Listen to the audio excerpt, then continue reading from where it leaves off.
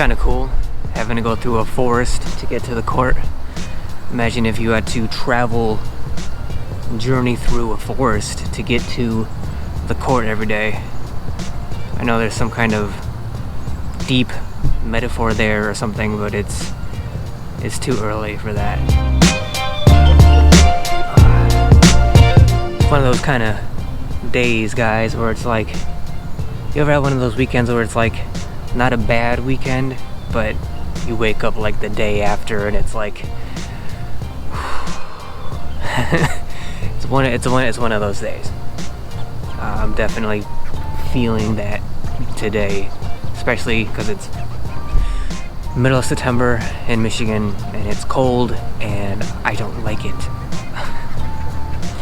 Anyway, what's up, guys?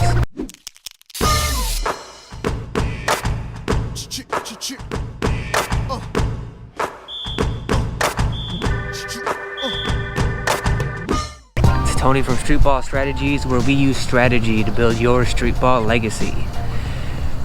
So, you guys saw in the last video, I got a new basketball. It's in here, obviously. I had to been well over 20 minutes in that store to buy a $15 basketball. Now, let's talk about why. Why did I spend so much time for a $15 ball? Why didn't I just walk right in, buy a $8 ball that looked good and walk right out and be done in 5 minutes? Well, couple things, okay? Number one, I hate waste of any kind. So I don't want to waste money, right? I want to make a wise purchase for my basketball. Number one. Number two, like we discussed before, for basketball, one of the great things is you don't need much, right? All you need is a ball, a hoop, and some shoes. And for the hoop, there's nothing much you can do, meaning you may have your own hoop at your house that you can play on, but in order to build your legacy, you have to go out to the public, to where people are playing, so that you can build your legacy. So you have to use public hoops if you're gonna build your legacy. Other than that, other than the hoop that you play on that you don't really have control over, the tools that you have when it comes to basketball are the shoes you wear and the ball you use. Obviously you control what shoes you wear, and you usually control what ball you use. Sometimes you end up using other people's balls when you play with them, but most of the time you're going to be using your ball, especially obviously when you're out here by yourself.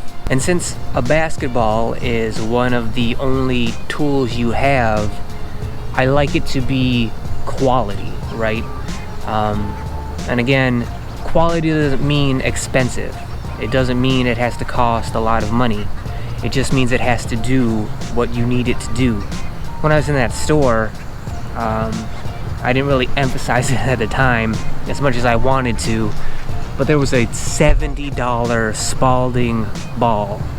Now I could have bought that ball and I could use that ball and I'm sure it would have worked great, but I don't want to spend that much money for a ball that I'm not going to use for years to come. For those of you who don't know, I'm sort of in the middle of a basketball comeback, or at least I'm in the beginning of it. I'm going to be coming back to the game, playing competitively in about, well, it's September 2020. I'll start playing and competing again next spring, and then kind of retire again in August. And so that's, 11 months from now. I don't want to spend $70 on a ball that's only going to get 11 months of use in the foreseeable future and then not really be used very much again after that. Even though I'm sure it's a quality ball and it's great, and I could get years of use out of it. I don't want to spend $70 for 11 months. I also don't want to spend $7 or $8 for a cheap ball that's made of rubber that's not gonna last that 11 months. So let's check out this new ball and see what it's all about. I haven't done anything with it other than buying it at the store. I haven't even taken it out of the cardboard yet.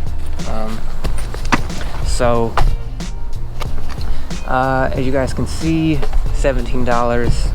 Spalding NBA Street, that's cool. I mean, there's nothing really special about it other than it's, you know, designated for outdoor recreational use. So let's see. It bounces okay. It can use a little bit more air. I think the air in here is probably stale. Something that you guys might want to do when you get a new ball is, where is it? You might want to just stick a needle in there, let all of the air out, like as much as you possibly can, and then just pump fresh air into it. It doesn't sound like it makes a whole lot of sense, but I don't know, it's just what I do. I like fresh air in there. I think it bounces better when you do that. Reason number 2 for having a quality ball is that when you show up to the court and you have the best ball, right, you may not have the most expensive ball, you may not have the highest quality ball, but it's all about, does your ball does it work and do what you need it to do out here?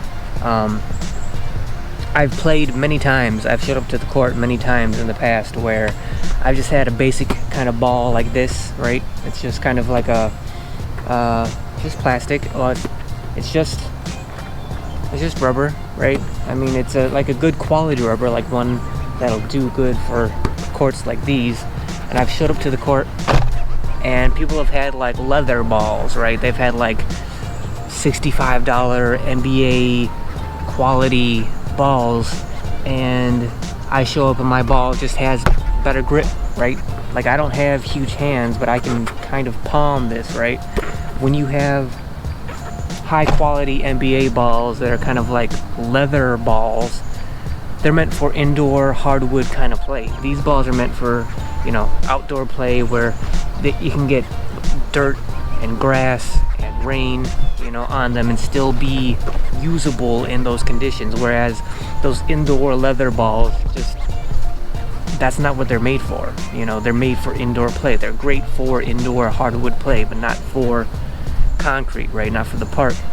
And so I show up with a ball like this, and, you know, I usually keep my balls in pretty good condition. I don't baby them or anything. I'm actually pretty tough on them, but I do try to keep them in pretty good condition because it's one of the few tools I have. And so I show up to the court with a ball like this, and usually people will see my ball, you know, they'll examine it because we'll be, you know, shooting around with all our various balls, and you know, they'll see my ball, touch it, rebound it, whatever, and they'll go, oh, that's a pretty nice ball. Like, that's the ball I want to play our forthcoming games with.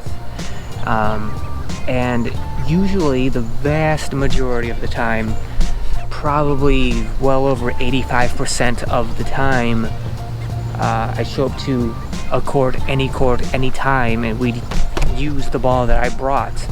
And that is a huge advantage when you're playing out here, especially against strangers, people you don't know, when you're trying to build your legacy against those people, right? You're trying to establish yourself and your legacy and your reputation with them. When you're able to use your own ball, the ball that you are most familiar with and they are not, that's a huge advantage for you. You will know this ball better than anybody else. You know, you'll be more familiar with this ball, and not just how it feels, right? The heck was that? Whoa. So that's why I always try to get the best quality ball for the best money that I can, because I want it to perform the way I need it and want it to perform, and then I'm also hoping that when I show up out here, they want to use this ball because I know it better than they do. I will be able to get the most out of this ball while they're trying to sort of scramble and learn the ball during the game. I obviously already know it, and I know what it will do, and they're trying to learn it, trying to learn what it will do in the course of a game. And so even though in the short term that's only a small advantage, over a long period of time it does add up, and you will be able to use that to build your legacy.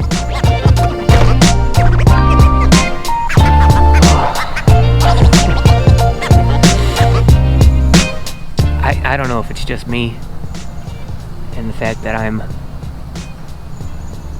dragging today and that it's cold, and cold weather kind of zaps the drive out of me, but man, I'm feeling it. Like I wanted to break in this ball today, right? I wanted to like do a comparison between this ball and my old ball that's more than 10 years old, but it's like 50 degrees. And I just don't have it in me this morning to do that. I know I'm in jeans and a jacket, but I can't help myself. I gotta try this ball out and see how it goes. Again, like I said before, I like my basketballs to be as hard and bouncy as possible, right? I don't want a lazy ball. I don't want it to die on the rim. I don't want it to die on the court. All right, so let's try this bad boy out.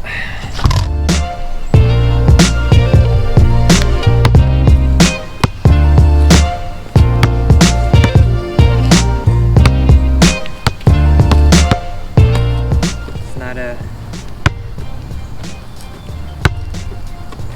You can tell it's stale air in here. I mean, look. Simple drop test, right? It should bounce almost as high as when you drop it. It should come up to almost the same height, and it's not doing it. But in terms of feel and grip, it does feel better than my old ball.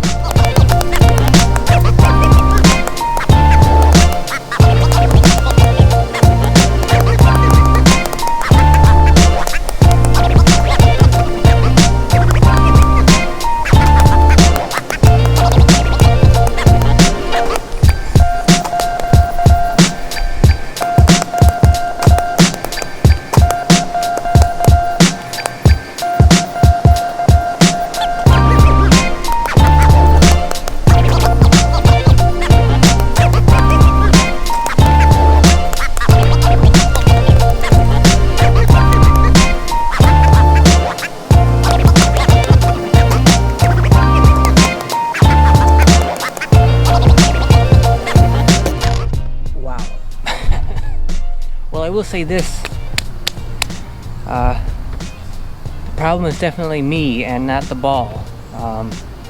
It does need to be deflated of all the stale air in here and put new air in it, but the problem is definitely me, it's not the ball.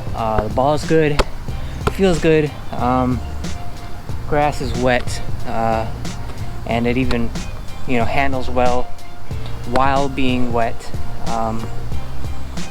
How long that will continue once it starts to get wore down is yet to be seen, but so far works really well, feels really good. Just probably needs some new air in it, and it also needs an owner that's worthy of using it, and I am not as of yet worthy of the street moniker on this ball. But I will be. Don't know when. Hopefully before winter. But I'm definitely gonna work on it. Everything is coming up short today. All that time, I barely hit any jumpers. Everything was coming up super short. I don't want to make excuses about how I'm wearing jeans and a jacket and all of that, but I should be able to perform regardless. But the problem definitely is me. It's not the ball, and it's I do look forward to using it. It feels good once you know, it's one of those things where it's like you get a new ball, you can feel it, right? You feel kind of like your game is invigorated once you start using it and breaking it in. Yeah, I'm definitely glad I got this ball. I am hoping that once I put new air in it, it'll bounce even better. And I can't wait to break it in and see how my game goes with this new ball. Not today though. Today's bad. Bad day today. Good ball. So I'm sure next week's video will have something to do with this ball and somehow breaking it in. But until then, guys, thanks for sticking with me. I know the channel started about 9 months ago, and it was November and it was freezing, and so we're gonna go back to videos like that in terms of cold weather videos. I'm not sure what it's gonna be, how it's gonna turn out, but I want to thank you guys for watching. If you guys like videos like this, please hit that like button, please subscribe to the channel, and hit that notification bell so you're notified of all my future videos. Winter is coming, guys. It's only September, but it hits hard and fast in Michigan. But we're still going to be out here. We're still making videos. We're still trying to build your legacy, so stick with me, guys, and I will see you next week.